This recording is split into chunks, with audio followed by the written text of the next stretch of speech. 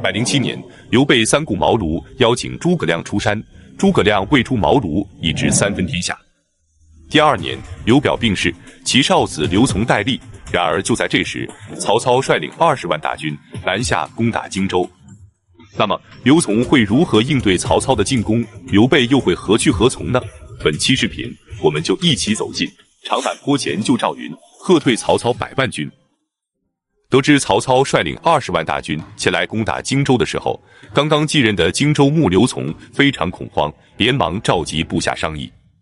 刘琮的部下蒯越、韩松、王粲以及傅训等人都劝说刘琮投降，可刘琮心有不甘。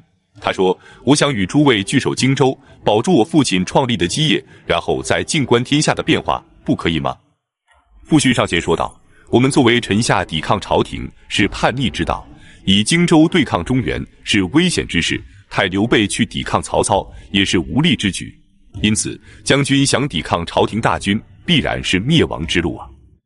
另外，将军觉得你和刘备相比如何？”刘琮回答说：“那我不如他。”傅训便说：“如果连刘备都无法抵抗曹操，那么即便现在能守得住荆州，以后也不能自保啊。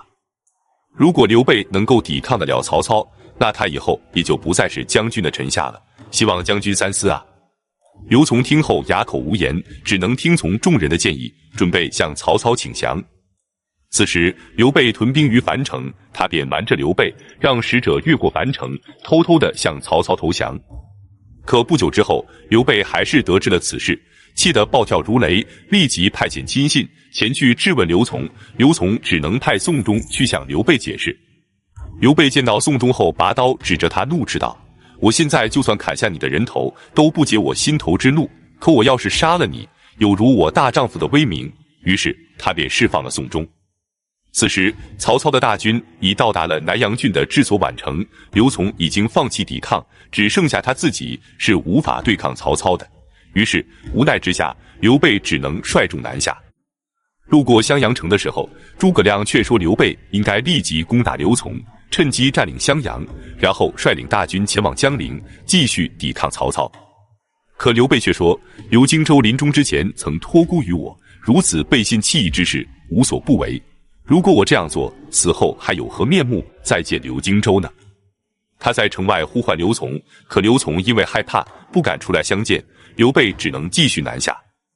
在此期间，刘琮的部下以及荆州的民众则纷纷的投靠刘备，准备跟随刘备一起南下。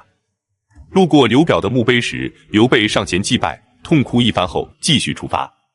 这时刘琮属下的王威向刘琮献计说，曹操此时得知将军准备投降，刘备已经南逃，于是他必然会松懈，只要能给我数千骑兵，我便在险要之地打他个措手不及，必能擒获曹操。一旦曹操被擒，即可威震天下，中夏之地虽广，可传檄而定，到时候就不只是可收一胜之功，以保守今日之困而已了。这是难得的机遇，切不可失啊。然而刘琮并没有采纳他的建议。不多时，曹操的大军到达了襄阳城，刘琮正式举州投降。曹操非常高兴，立即将刘琮封为了青州刺史。之后曹操便率领大军南下追击刘备。刘备此时准备逃往夏口，当他们到达当阳地界的时候，跟随的民众竟然达到了10余万人，辎重就有数千辆。当阳即今天湖北省当阳市。然而由于跟随的人数太多，刘备的大军每天只能行进10余里，无奈之下，刘备只能让关羽率领数百艘战船走水路，他自己则率领其他人继续走陆路。两军相约在江陵会合，江陵即今天的湖北省荆州市。此时有人给刘备建议说，我们此时应该迅速地保住江陵，可现在虽然我们人数众多，可披甲之士太少，如果曹操的追兵赶到，我们该如何阻挡呢？不如将这些民众舍弃，只率领披甲将士前往。可刘备却说，想要成就大事，就必须以人为本，这么多人背井离乡跟着我，我怎么能忍心抛下他们呢？就在这时，鲁肃前来求见刘备。那么鲁肃是从哪里来的呢？原来鲁肃得知刘表病逝后，就对孙权说，荆楚之地与我江东相邻，如果能占据此地，便可打下建立帝王之业的基础。现在刘表刚死，他的2个儿子素来不和，如果刘备与刘表的儿子们同心协力，那我们就与他们结盟；如果他们之间离心离德，那我们就另作打算，成就自己的大事。所以我请求前往荆州，向刘表的儿子们吊唁，同时劝说刘备安抚刘表的部下，同心同德，共同对付曹操，不能让曹操抢先占据荆州。于是孙权便派鲁肃前往荆州，然而等他来到荆州时，刘琮早已放弃抵抗，直接投降了曹操。鲁肃只能前来追赶刘备。他问刘备准备前往哪里，刘备回答说，准备去投奔苍梧太守吴郡。苍梧郡的治所在广信，即今天的广西梧州市。鲁肃说，吴郡就是个没有作为的庸人，你不能去依靠他。接着他便详细地述说了孙权的情况，以及江东的实力，劝说刘备与孙权联合，共同抵抗曹操。刘备听了鲁肃的分析后，决定合力抗曹。这时鲁肃也第一次见到了诸葛亮，他对诸葛亮说，我与你的哥哥诸葛瑾是好友，当即两人便结下了交情。再来看曹操，他得知刘备准备前往江陵后，非常担心，因为江陵的粮食和器械非常充足，一旦被刘备占据，则刘备必成大患。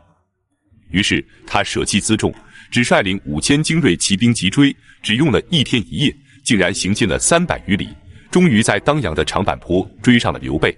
长坂坡即今天湖北省当阳市东北35公里处。刘备得知曹操的大军已经赶到，根本无法抵抗，只能丢下妻儿，只带领着诸葛亮、张飞、赵云等人逃走，跟随他的大量民众以及辎重则全部被曹军俘获，其中就有徐庶的母亲。于是徐庶为了保全母亲，只能辞别刘备，前往曹营。然而在混乱之中，赵云却突然不见了。